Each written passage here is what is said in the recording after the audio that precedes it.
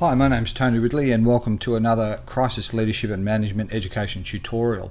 In this chapter we're talking about crisis communications. In this subset we're addressing various issues such as collection or monitoring and gathering of information.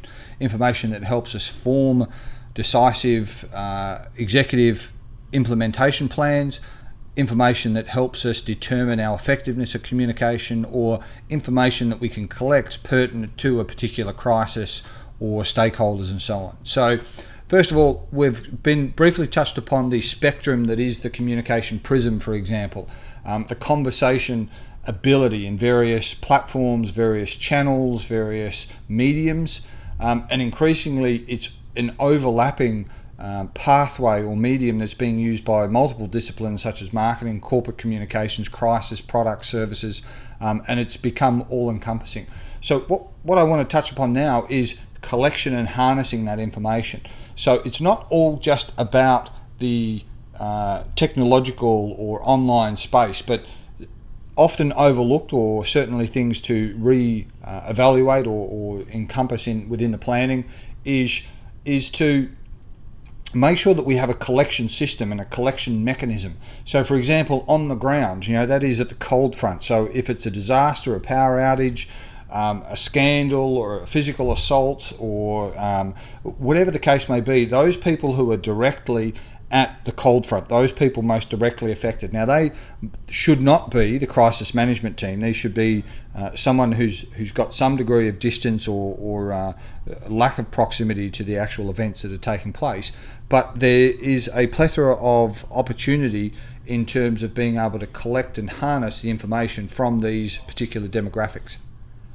So in particular, there needs to be systems and channels and pathways, not only established for the purposes of crisis and priority communications, but in a routine basis. You don't want teams and individuals having to learn a whole array of mechanisms and tools and softwares and systems in the event of a real crisis. You simply don't have time for it, and that's arguably the significant benefits of conducting training, workshop simulations and so on. But you don't want to implement too much information, but you should be able to remotely access this information and to consolidate it. So it may be a case of logging in and remotely accessing things like CCTV. It could be tracking systems and processes. It could be journey management plans. It could be IT systems. It could be a whole lot of logs and processes where you can identify mobile usage or tweets or access to certain systems.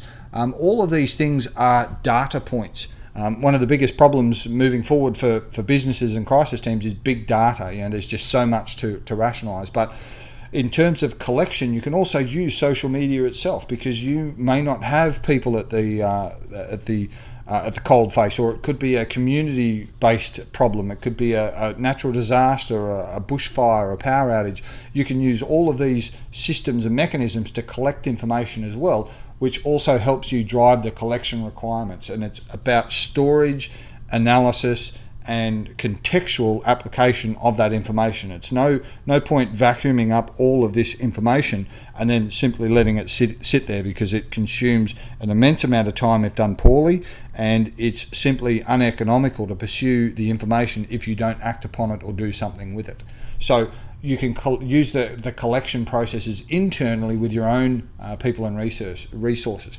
Now, externally, search engines, the internet, directories, and a whole host of online databases are beckoning for use in crisis, often overlooked or simply unexplored, but they're increasingly being used against organisations in terms of leveraging communications and nefarious negative distribution of content.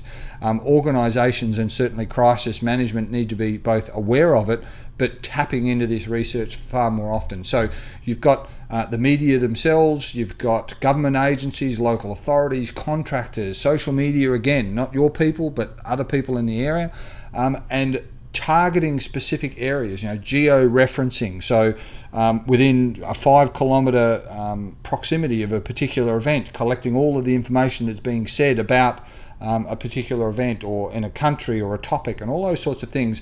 These are means of collection for you to both document and record, but also to analyze and form data points and decision making, empirical data, in order to make decisions from, rather than sitting in a room or at the end of a telephone or in isolation making determinations without some sort of social benchmarking or objective analysis applied.